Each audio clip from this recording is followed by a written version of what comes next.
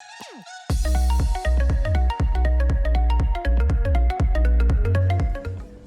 everybody, thank you so much for joining me here today at the Virtual Wellness Summit.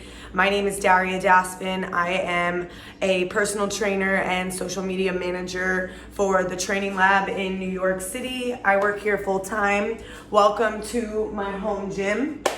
Today we are going to talk about HIIT training, and I'm going to give you a little peek at 3 different ways that we can use HIIT training. Basically, we're just working for maximum amount of output that you can give me. So the best thing about interval training here and HIIT training is that whether you're super fit, you're super in shape, you're just getting into it, everybody's really gonna get the most out of their time as long as you're giving your 100%. And that's the most important thing, is that you're just giving your 100% during the interval. And you know you're gonna get a little bit of rest during it. So let's get started. Alexa, can you please turn the music up to 5?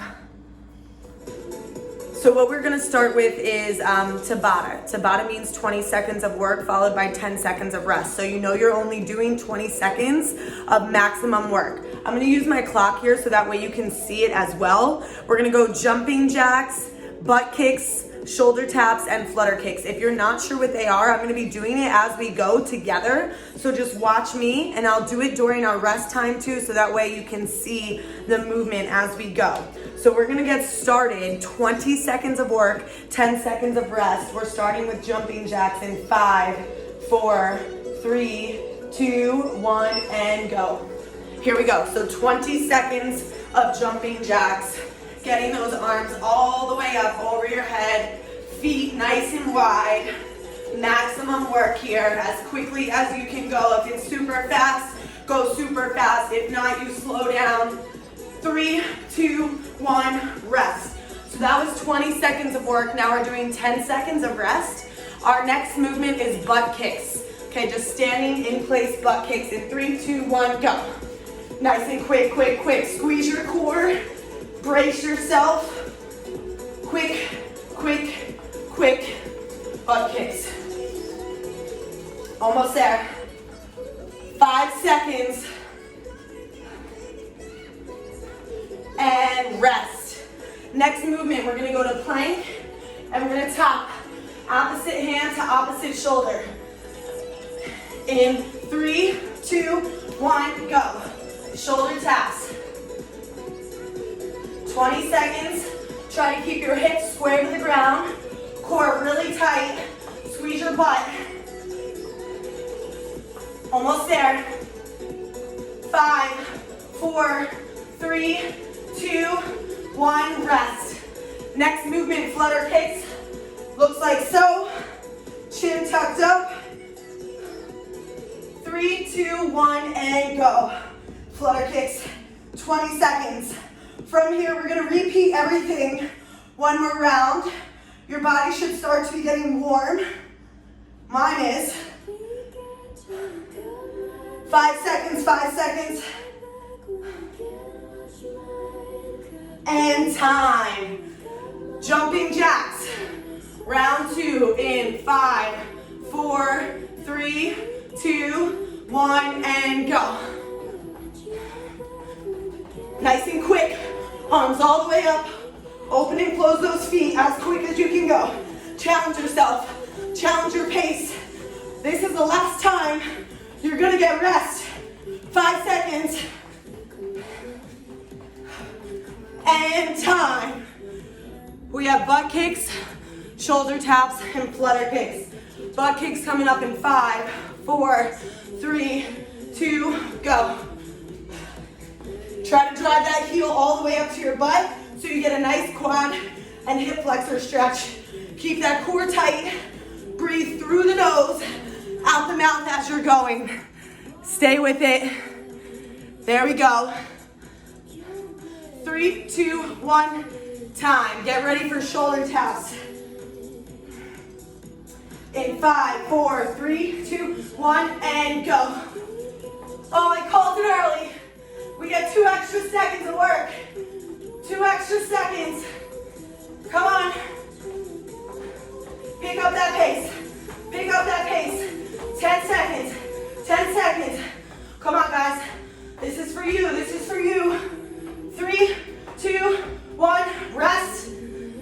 Last one, flutter kicks coming up. In 3, 2, 1, and go. Quick, quick, quick, quick.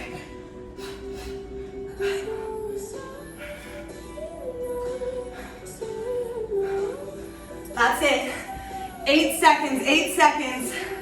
5, 4, 3, 2, 1, and time. Rest. Alexa, please put the music on 1. Okay guys, so now we're going to go into what's called an EMOM. Alexa, volume 1. EMOM means every minute on the minute, so you're working for your rest. We're gonna start in 45 seconds. We have 2 movements, 20 reps. First one is a squat thrust. So you have 60 seconds to complete 20 of those. Say it takes you 45 seconds, you get 15 seconds rest. Our next movement is body weight squats, 20 reps. Again, you have 60 seconds to complete the reps. Any remaining time is rest. This is called EMOM. Every minute on the minute, you're working for your rest. If 20 is too much, do 15. 20 is too little, do 25. Alexa, turn the volume up to 6. 10 seconds, we go for 20 squat thrusts in 5, 4, 3, 2, 1, and go. You have 60 seconds to do 20 reps. Down, out, in, up.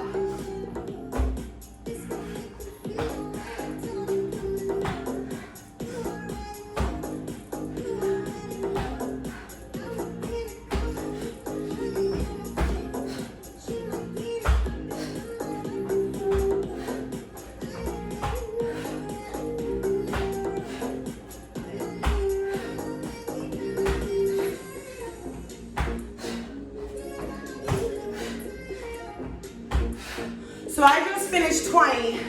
I've got 20 seconds left of rest in this minute until I go for 20 squats. I have 60 seconds to complete those 20 squats. Any remaining time is rest. 20 squats in 5, 4, 3, 2, 1, and go. Feet flat, chest tall. Squeeze your butt at the top.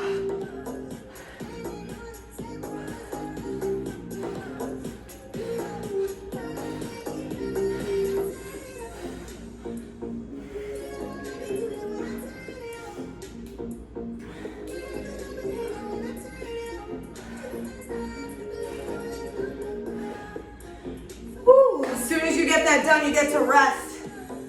You have 30 seconds left to complete 20 squats.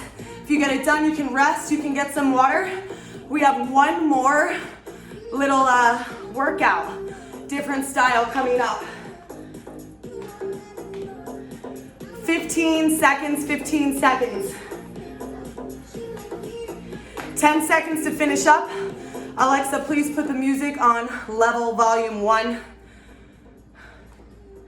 Here's a station based on your liked songs. Alexa, pause. And time. Hey guys, so now we're going into what's called an AMRAP. You have 2 minutes to complete as many rounds as possible. There is no really rest. Your rest is the change between the movements.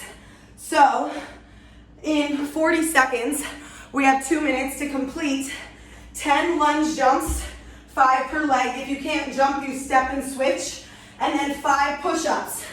Now you have 2 minutes to do as many rounds as you individually can get done within the given time. Your goal is to work the whole 2 minutes.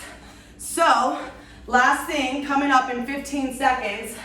Alexa, turn the volume to 6. Alexa, play. 3, 2, 1, and go. We have 10 lunges. 5 per leg. Then you go down, 5 push-ups. If you need to drop to your knees, drop to your knees. Right back to it.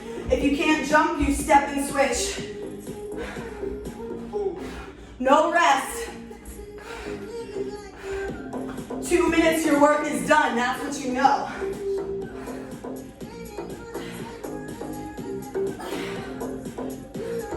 Stay with it.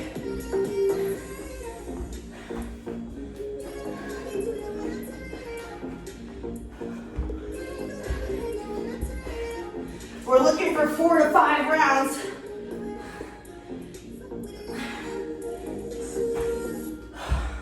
Just a little over a minute to go.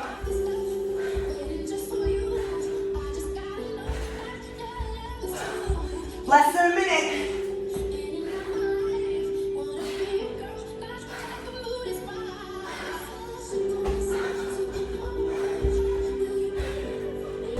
Stay with it. You get tired, step.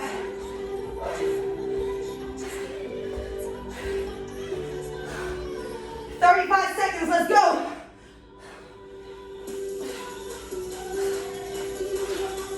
Come on, 30 seconds.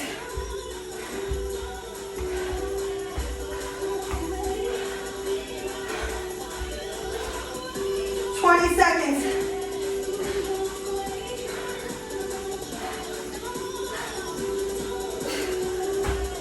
12 seconds. Every rep, every second counts.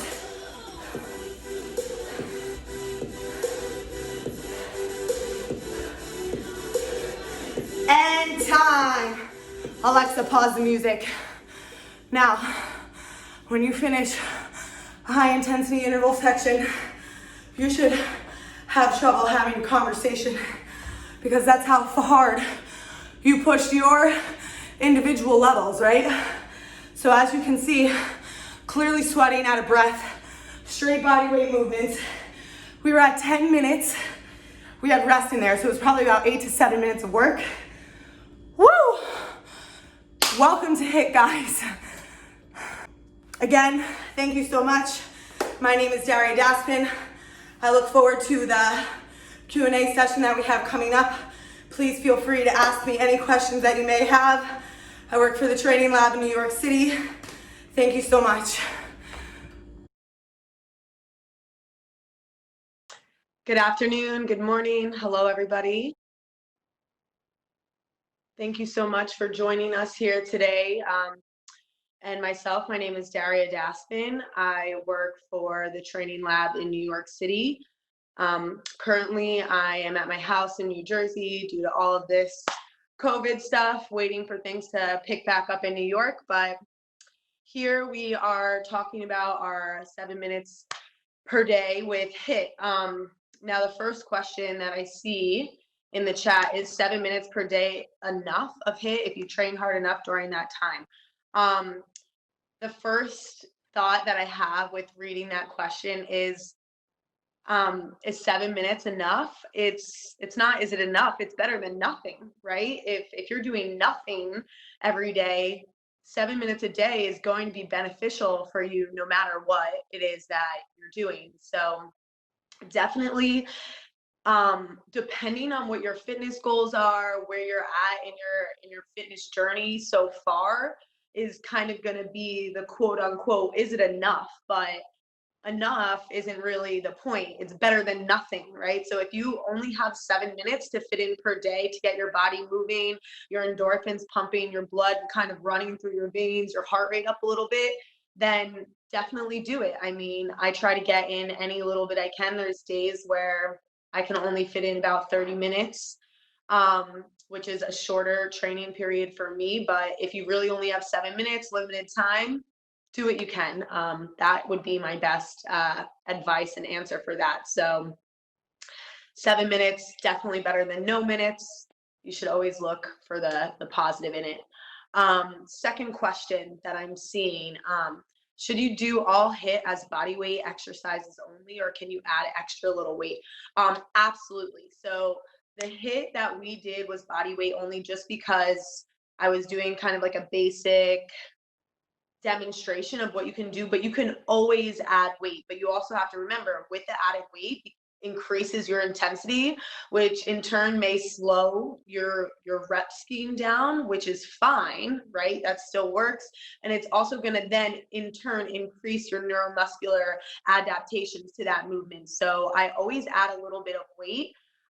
if I can. Now, also depending on my goal within that 7 minutes, if my 7 minutes is to move really quickly, maybe I don't go as heavy. Maybe I don't pick up the heaviest weight that I have, but definitely throwing a little bit in there is beneficial. So just know that maybe if you're comparing yourself to somebody who doesn't have weight and is doing the same workout, they may move a little bit faster than you, but that doesn't necessarily mean that they're getting more out of it. Both are beneficial.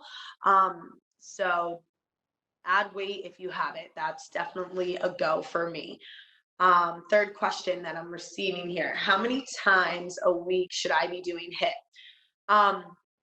Again, definitely based off of where you're at, what your personal goals are, is going to be determining it. Now, 7 minutes, if we're talking about this 7 minute umbrella, 7 minutes of HIIT a day, do it. Go for it.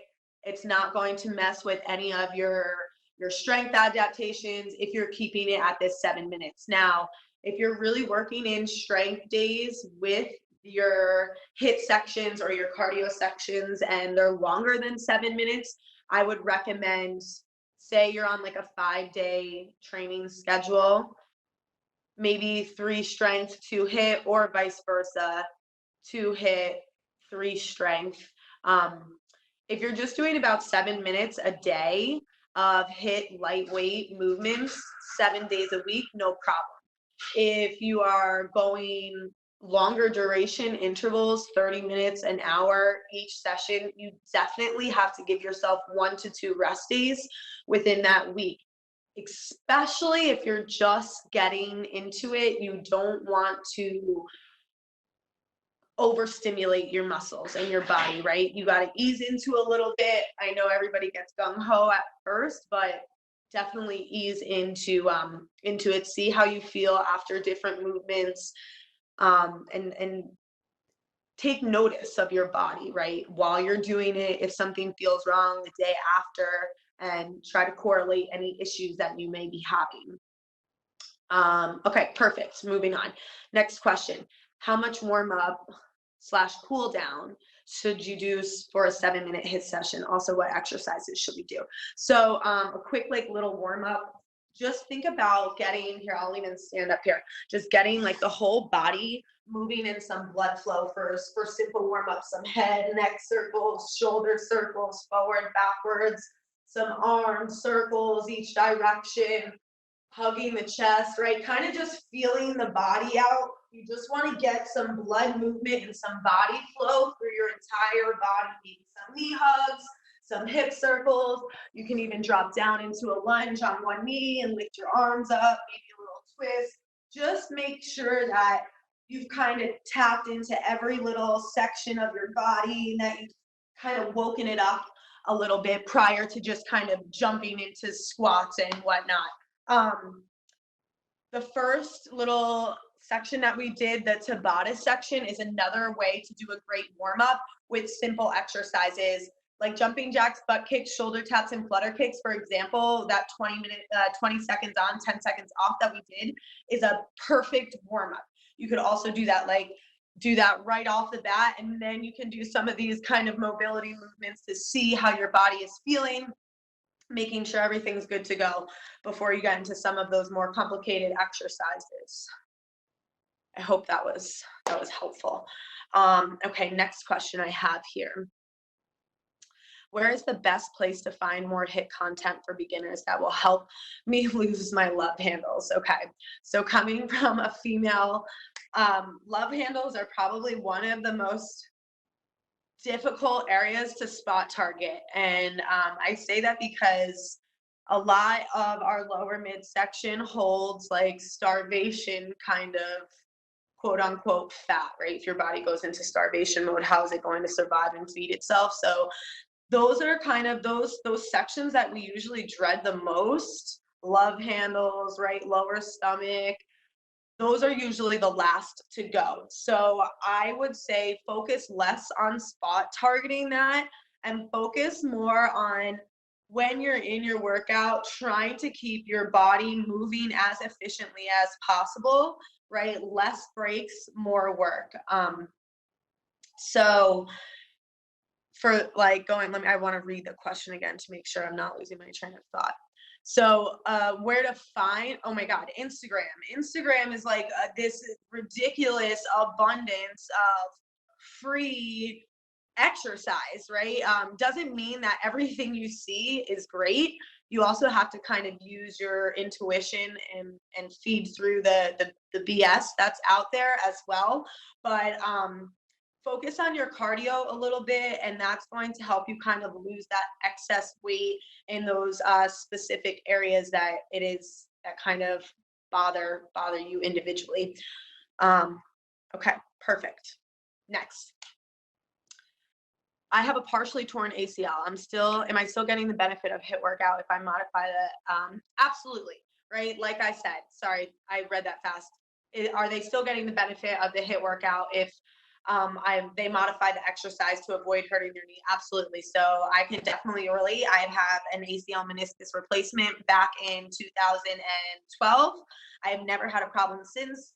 Doctor told me I would never be able to sit on my feet. I'm actually like sitting on my knees right now.